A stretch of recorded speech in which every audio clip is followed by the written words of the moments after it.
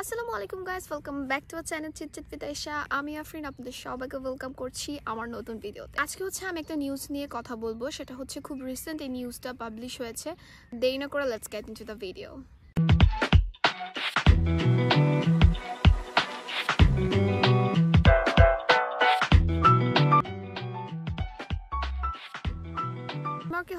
আমরা যারা international students, তো আমরা যারা বিবাহিত বা কাপল, তারা হাজব্যান্ড ওয়াইফ কিংবা বাচ্চা নিয়ে মুভ করি। এই দেশটা কিন্তু কোয়াইট ফ্লেক্সিবল এই জিনিসটার জন্য, যার কারণে অনেকেই যারা বাহিরে পড়াশোনা করার জন্য প্ল্যান করে থাকে, তারা কিন্তু খুব ইজিলি এই কান্ট্রিটাকে চুজ করে জাস্ট বিকজ অফ তারা খুব সহজেই তাদের স্পাউস অর্থাৎ ফ্যামিলি কিংবা বাচ্চা নিয়ে মুভ হতে পারে। তো আজকে আমি কিছু নিউজ পড়তেছিলাম, তো এখানে একটা জিনিস আমার চোখে পড়ে, সেটা ড্যানিশ ইমিগ্রেশনে বা ড্যানিশ রুলসে কিছুটা পরিবর্তন আসতেছে। তো সেটা আমি নিউজটা পড়ে শোনাচ্ছি। এটার হেডিংসটা new rules regarding permanent resident permit and family reunification. অর্থাৎ যে ফ্যামিলি রিইউনিফিকেশন বা আপনারা যারা লাইক স্পাউস অথবা আপনার বাচ্চা, এই দুটাকে আমরা বুঝাই, বিকজ আমাদের কান্ট্রি থেকে আমরা ফুল ফ্যামিলি ভিসা এখানে পাই না। সো এটা 1 জুলাই 2024 এই রুলসটার পারমিট কিংবা রুলসটা পাস হতে পারে। ওরা যদি ডিসিশন নেয় যে হ্যাঁ এই নতুন রুলসগুলো আসবে, তাহলে এটা 1 জুলাই থেকে কার্যকর করা হবে। আপনারা অনেকেই কম বেশি জেনে থাকেন যে ডেনমার্কে আপনার পিআরের জন্য অ্যাপ্লাই করতে হলে আপনার একটা ফুল টাইম জব লাগবে, আপনার ল্যাঙ্গুয়েজ টেস্ট পার করতে হবে। তো যে রিকোয়ারমেন্টসগুলো লাগে সেগুলো মোটামুটি আপনারা জানেন। তো এই রিকোয়ারমেন্টের অনুযায়ী যে চেঞ্জেসগুলো আসতেছে, এখন আমি সেই চেঞ্জেস নিয়ে বলি। কারেন্ট রুলস সেটা অনুযায়ী যে আপনার লেভেল 3 যে টেস্টটা রয়েছে ল্যাঙ্গুয়েজ টেস্ট, ওইটা এখন আপনারা দেওয়া লাগবে না।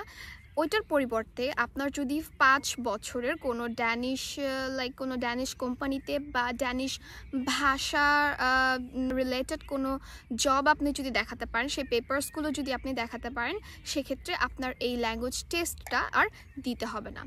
এটা একটু চেঞ্জেস আনছে ওরা। আর সেকেন্ড ব্যাপারটা যে এখানে আপনার 1,14,000 ফান্ড দেখাতে হতো, সেখানে আপনার 57,000 ডিকেকে দেখাতে হবে।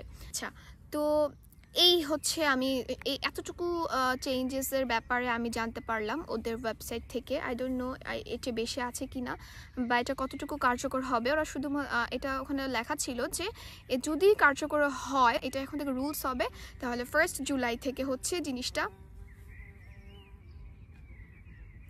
1 জুলাই থেকে জিনিসটা স্টার্ট হবে।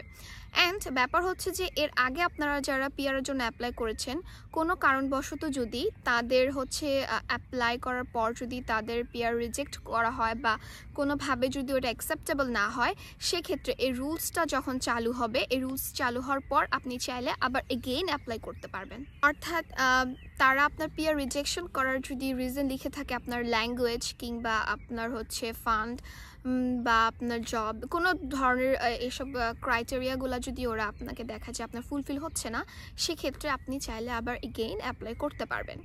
লাইক এখানে লেখা আছে যে if your application was denied before 11 April 2024 because you didn't meet the financial guarantee or language requirement, you can reapply after the new rules start. So it's quite easy হয়ে যাবে। So আপনি চাইলে কিন্তু আপনার জবের যে পেপারসগুলো আছে, অর্থাৎ আপনার কোম্পানিটা যদি ড্যানিশ কোম্পানি হয়ে থাকে বা আপনি যে এখানে কাজ করতেছেন ওইখানে যদি আপনি ড্যানিশ ভাষার চর্চা করে থাকেন বা কোনো ধরনের কোনো প্রুফ ওদের দেখাতে পারেন ড্যানিশ ল্যাঙ্গুয়েজের 5 বছরের, বা আপনি 5 বছর যাবত ওখানে কাজ করছেন, সো সেক্ষেত্রে কিন্তু খুব চান্সেস আছে আপনার পিআরের জন্য অ্যাপ্লাই করার, অ্যান্ড টাকার ব্যাপারটা অনেকটা কমে গেছে। আপনারা যারা ভাবতেছেন পিআরের জন্য অ্যাপ্লাই করবেন, তারা কিন্তু চাইলে একটু ওয়েট করতে পারেন, কজ আই থিঙ্ক সো যে এই রুলসটা যদি চালু হয়ে যায়, আপনাদের পিআর পাওয়ার সম্ভাবনাটা একটু হলেও বেড়ে যাবে। সো আই হোপ আপনাদেরকে একটু হলেও সাহায্য করতে পেরেছি। নতুন নতুন ভিডিও দেখার জন্য আমাদের চ্যানেলের সাথেই থাকবেন। ভালো থাকবেন, সুস্থ থাকবেন। আল্লাহ হাফিজ।